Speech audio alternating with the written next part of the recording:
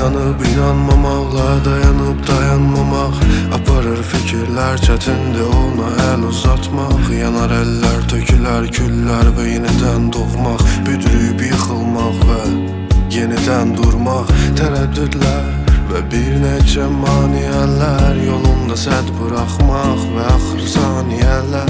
Çətindir qərar vermək, çətin bir an içində. Səs həmin səsdir, beynimsə elə duman içində.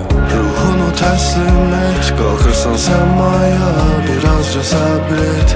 Az qalıb günəşə toxunmağa, günəşə toxunmağa. Ruhunu təslim et, qalxırsan səmaya, birazca səbr et.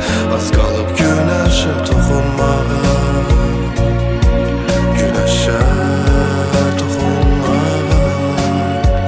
Nəfəsim soyuqdur indi, nə əsən hüşüdər, nə sərin yağış damcısı, nə də ki buz parçası. İstidən o qədər uzaq düşmüşəm ki günəş nədir? Bir qığılcım yetər ki alışıb ola ot parçası. Hər gələn fəsil özüylə bir səs gətirər, yığışar xatirələr. Film təki dövr eləyər, həvəsim səsimdədir. Bəlkə səsim indi çıxa, bəlkə də indi keçdi, tələsməyim oldu hədər. Ruhunu təslim et, qalxırsan səmaya, birazca səbr et. Az qalıb günəşə toxunmağa, günəşə toxunmağa. Ruhunu təslim et, qalxırsan səmaya, birazca səbr et. Az qalıb